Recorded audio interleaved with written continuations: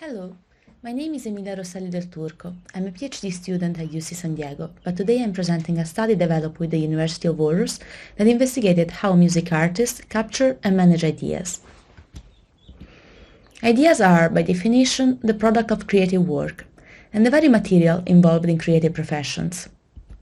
We know a lot about the very first few seconds of an idea's life, the moment of ideation, and we know a lot about how big ideas developed, although retrospectively.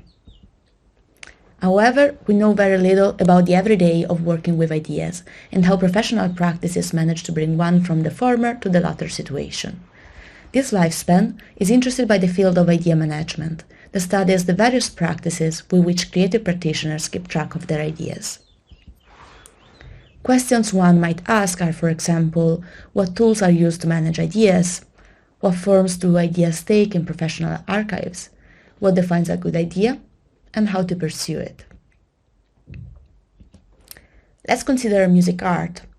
Here, managing ideas is particularly important. Besides it being a creative profession, it is often not practitioners' only job, and it begs on inspiration coming from life experience, which is thus broad and continuous. It is also peculiarly multimodal. From the literature, we learn that creative work in music can have a great variety of outcomes, including analytical reflection and performances. Whether professionals consider these outcomes ideas, though, that is not sure. It is also unclear what defines a good musical idea. They appear to be evaluated based on unspecified attributes, including the author's subjectivity and external input. Folkestad reports a tendency in music composers to tackle the creative problem in parts, horizontal versus vertical in his literature. Once again, how this takes place and why is though rather vague. I will not address this last question today, but you can read some input about it in our paper. To tackle this question, we surveyed 51 practitioners and invited 15 for a follow-up interview. We casted a wide net. Participants included music producers, songwriters and composers, musicians and singers, solos and band components, performers and audio engineers. We decided to keep it so broad because we aim to capture the industry rather than specific job profiles, and because participants would often cover multiple roles anyway. The survey focused on tools and how they were used. This also served as a baseline for the follow-up interview. The interviews took place on Zoom, so participants were able to show us examples of their archives and ideas, both if they were digital or analog. The interview guide included factual and generative questions, and some examples are like, which tools do you use for this activity? Whereas for generative questions, walk me through what happened the last time you captured an idea.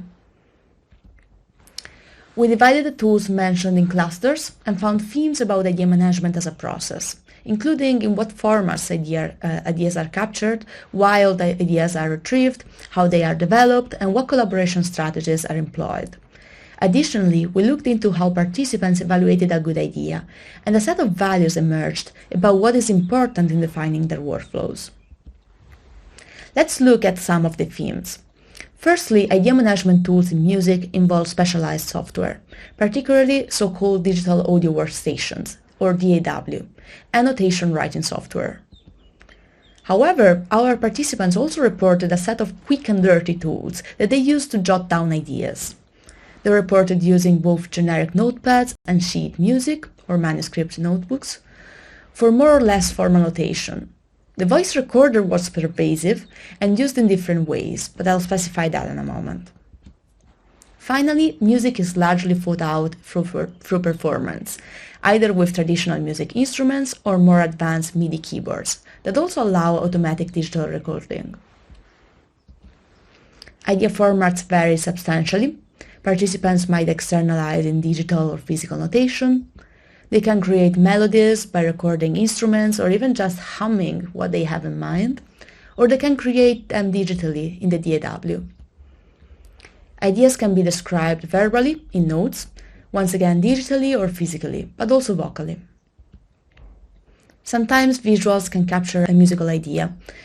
That can happen through graphic scores, such as the one in the first picture, or as inspiration from social media and the web. Finally, Variously originated sounds can inspire music. Some participants would use a Zoom recorder, like the one in the picture, others their phone recorders, once again. However, many participants showed us the archives that were full of audio files downloaded from these devices. So to summarize, musical ideas can be captured in a variety of forms and ways, and most participants would employ many of these at the same time. We asked participants to make an example of ideas that they had and they considered good. We then asked them to explain what made them good. We found several themes, which we divided in factors inherent to the idea, contextual, and emerging at a later time. Let's take a look at the contextual ones. Both themes here are more related to the settings in which the idea manifests rather than to the idea itself. For the other themes, please refer to our paper.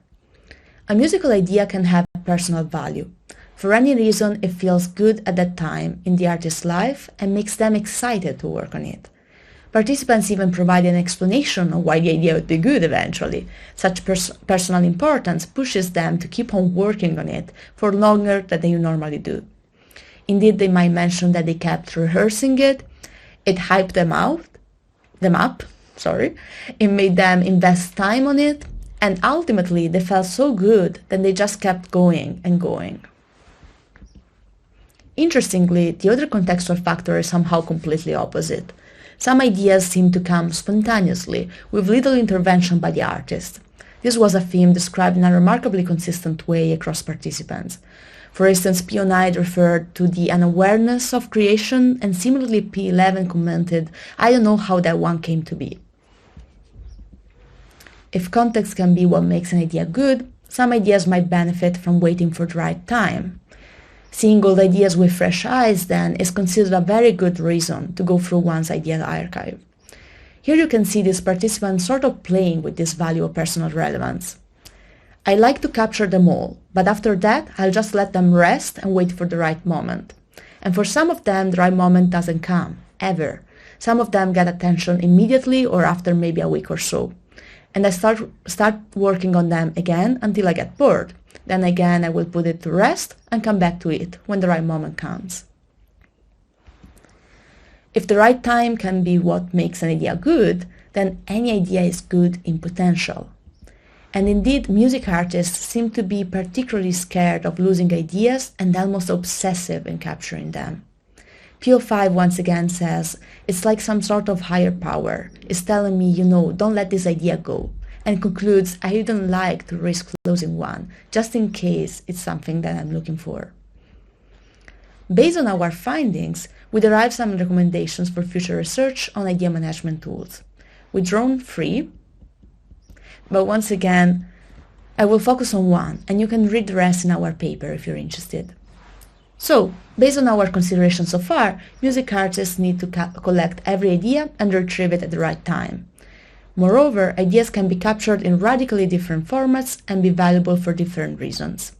Thus, supporting tools for idea management should allow for indexing collected idea and for retrieving them based on diversified cues. These cues should include both technical but also abstract and subjective attributes, such as ranking, inspiration, and emotions, so that they can help matching ideas with contextual factors. To summarize, we report themes about what tools and strategies music artists employ to capture and manage ideas. We also identify assumptions on what makes an idea good and what is important to pursue it. Particularly, in this presentation, we looked into how contextual factors play a role in determining the quality of an idea and what consequences this can have on strategies, values, and design. This is all from me today. I wish to thank my advisor on this project, Dr. Peter Dalsgaard from the University of Aarhus, as well as my PI at UC San Diego, Dr. Jim Holland, for encouraging me during the collaboration and afterwards. Finally, I thank you for the attention, and I welcome any questions.